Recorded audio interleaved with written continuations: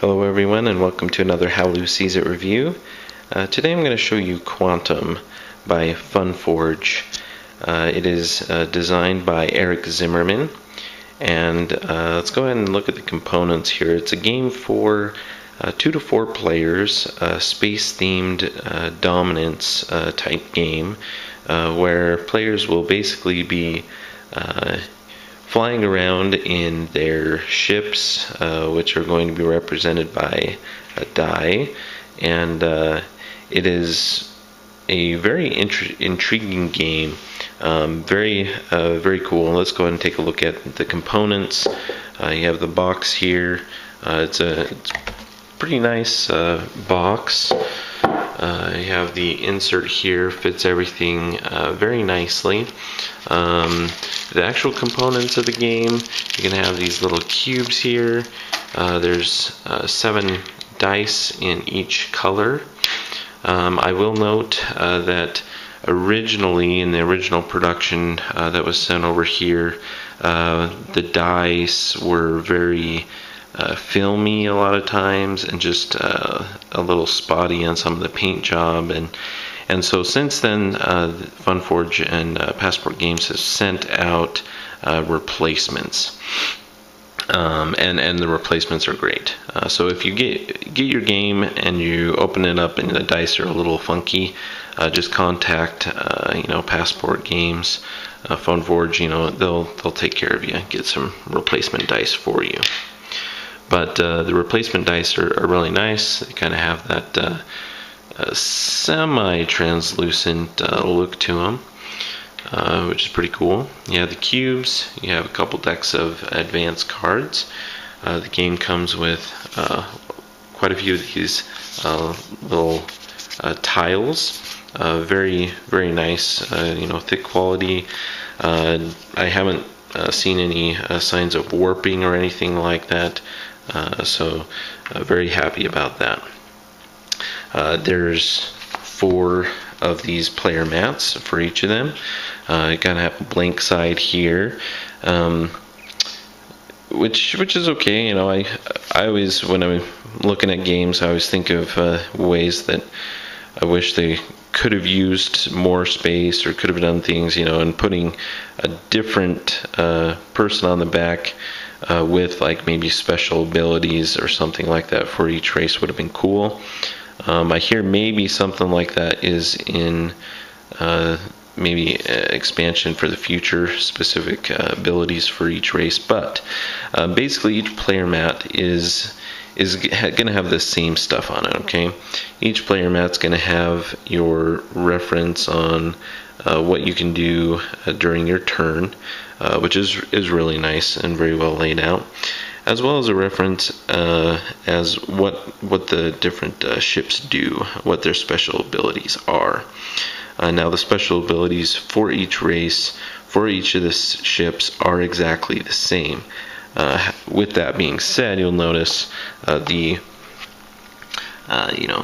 strike, the battle station, flagship, and everything for the red guys versus the yellow on here. They've made each of the ships look a little bit different, but the utility of the boards and everything for each race are the same. You just have some nice different artwork and stuff to set them apart.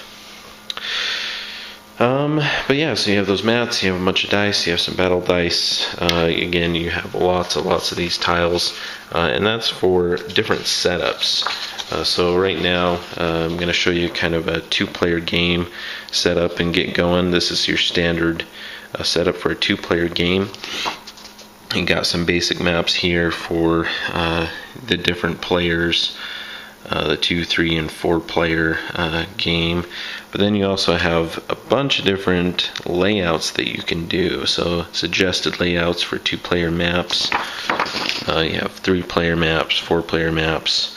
Again, utilizing all the different tiles that you have there. You can also create your own, and it gives a little bit of suggestions for creating your own as well. So replayability for that, pretty awesome for different layouts for the board. Okay, and they'll feel different for different players, how many players you have, etc. The rule book is pretty good. I like it. It has a very nice setup to it.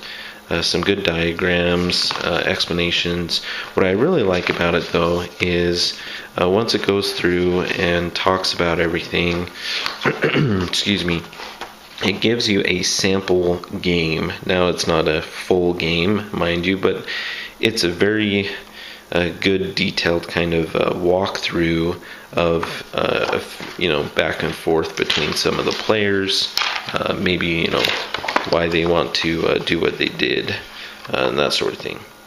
The instructions also has kind of a little background on the different races, some frequently asked questions that may have come up, some answers there, some additional guidance.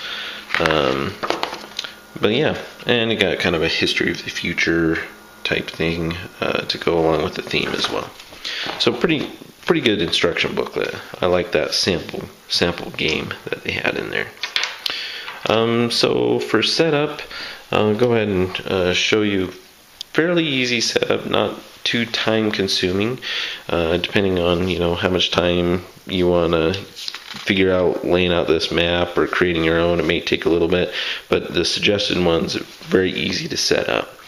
The tiles here in the center, basically you have different tiles. You have 7s, 8s, 9s, and 10s. The 7s have one space here. The 8s have 2.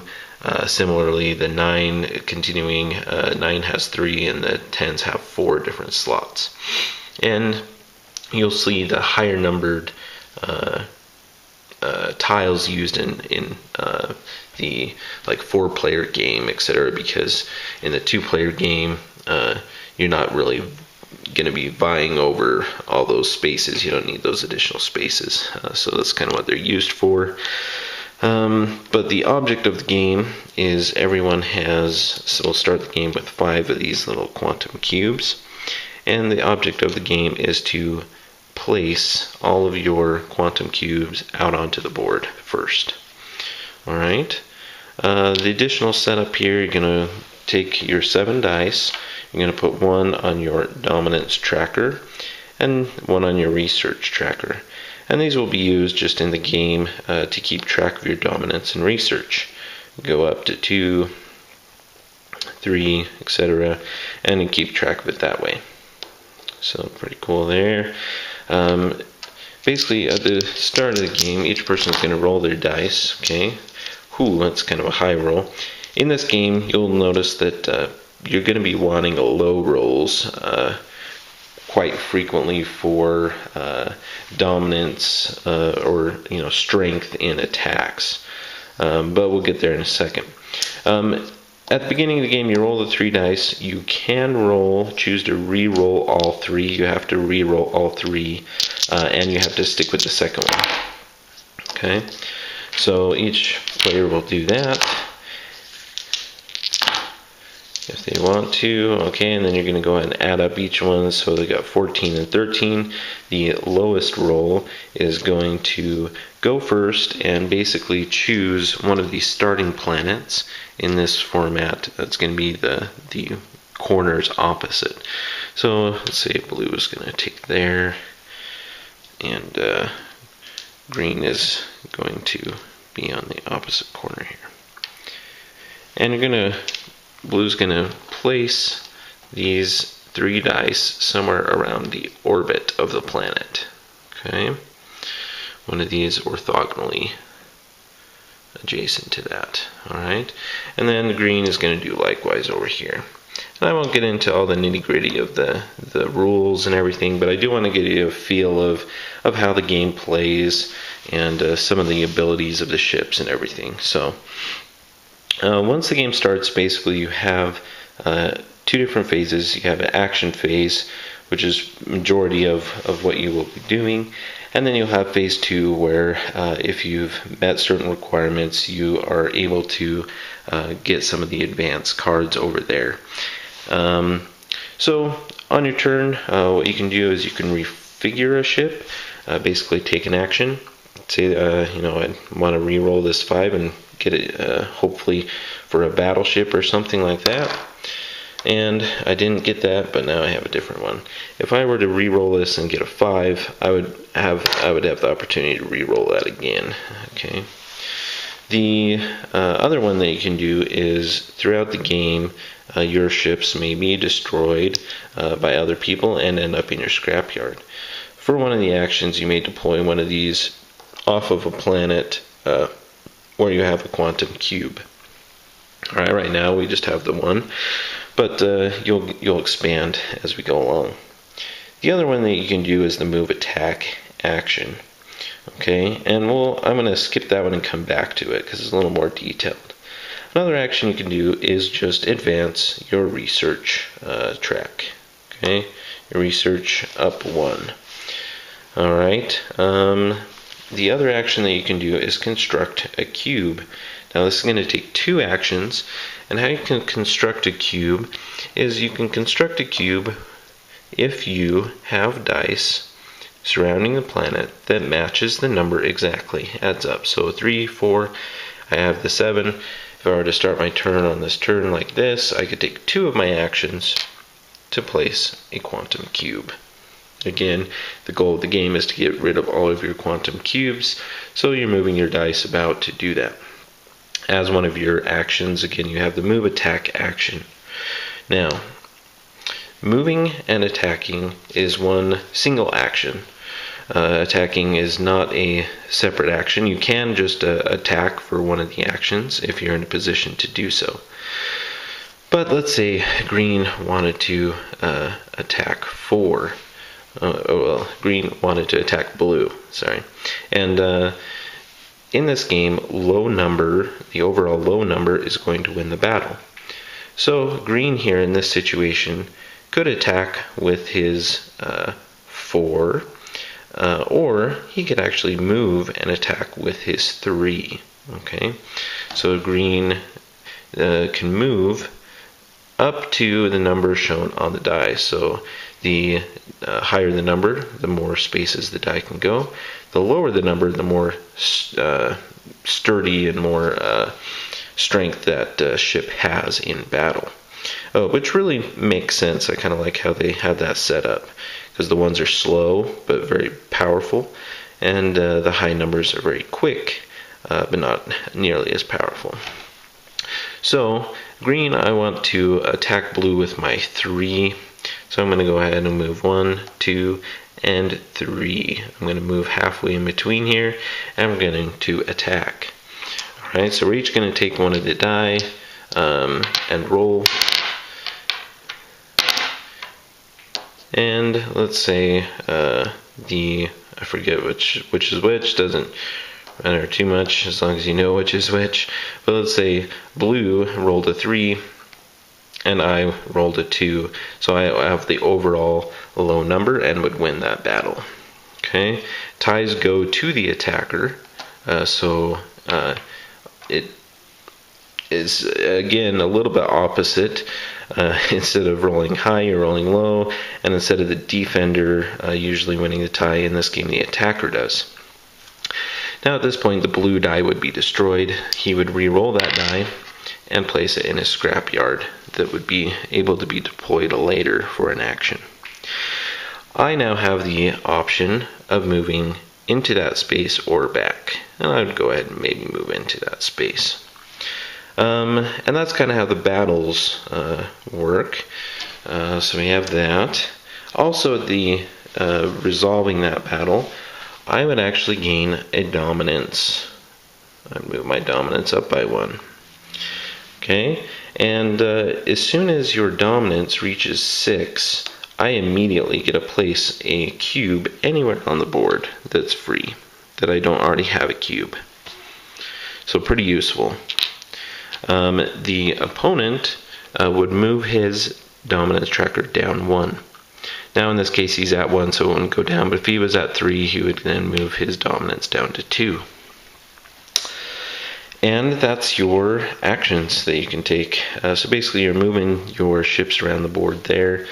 As those are the normal actions that you can take, but you can take 3 actions plus each ship special ability you can utilize once during that turn. So let's look at some of those. So, for example, for the 1 or the battle station, they can attack one enemy next to the battle station. Usually that would take an action, but with the battle station it does not. So in my previous example, let's say we were over here again and this was actually a battle station instead. You can see, first of all, I'm going to have a hands up because now I'm a 1, I'm a lower, but also I can just go ahead and attack blue for a free action basically because of its ability. The 2 is a transport, which is a very interesting one. What that means is basically if this was my 2 here, I would be able to pick up one ship from the surrounding space. So my battle station usually can only move one space, but if I use my transport, I can pick it up and carry it as I move and drop it in any empty surrounding space. 1, 2, and then drop it over there. So as you can see, using the transport with the battle station is pretty nice because I was able to use move my battle station basically 1, 2, 3, 4 spaces that turn. The 3 allows us to swap places with another ship located anywhere on the map, which can also be very cool. So if this was a 3, boom, I could go ahead and move this and my battle station, swap them. The 4 I can modify and change to a 3 or a 5 for a free action, so kind of a reconfigure to something that you desire, so you can actually have a little more control over it and say, okay, this is a 4 now, I can actually change this to a 3 or a 5. Taking us to 5, the 5 can travel diagonally as you move or attack, and so you're utilizing that kind of ability during the move attack action itself. And so I could actually go 1, 2, 3, 4, 5. Okay, so can move across the board very quickly. 6s can also move very quickly, but they also have a free reconfigure. So if I had a 6 somewhere on the board, I can go ahead and take that and re-roll it. Again, a 6, re-roll it again, and it became a 1. And those are the special abilities. So as you can see, there's some really cool movements and abilities. As you can see, the different layouts too are going to come into play with maybe more. If you have more of a layout like this, you're going to have maybe more confrontation as it's more of a line here as people get to those planets in the middle. But yeah, it's a very, very fun game. Let's see if I missed anything here. The cards, let's go over that quickly. And you'll notice I had kind of 2 dice sitting off here. You started with 3. I do have 2 extra dice. You gain those by some of these cards. For example, the expansion. So when you place a quantum cube during your turn, you actually are able to gain one of these cards. The black cards here up above are kind of a one-time use and will be discarded afterwards. And the white ones here are actually going to be giving you another ability or specialty that you'll be able to utilize throughout the game.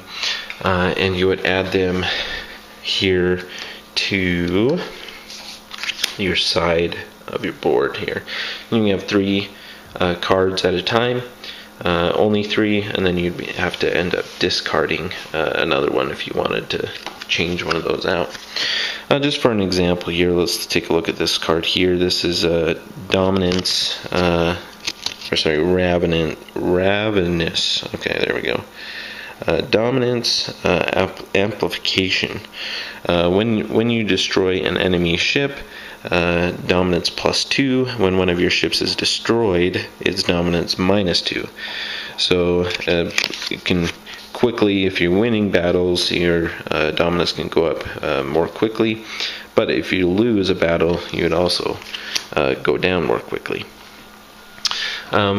Example of one of these cards up here, one-time use, is expansion. You're going to add one of the ships to your fleet. You're going to immediately roll, so I apologize for the zoom here. But immediately roll an expansion ship and put it in orbital position on a planet with one of your quantum cubes or in your scrapyard. So I'd be able to discard that and add one of these to the board. So anyway, there's a lot of different things, a lot of different cards there that kind of help with the replayability of the game as well. It's a very, very fun game. I like it a lot. It takes about an hour to play, and it's a good one. I like it. The theme is nice. I get the theme. I really just enjoy the special abilities of the dice, trying to figure out the best way to maneuver those around the board. And so very, very well done on the design. Very cool. And as is Quantum by Funforge.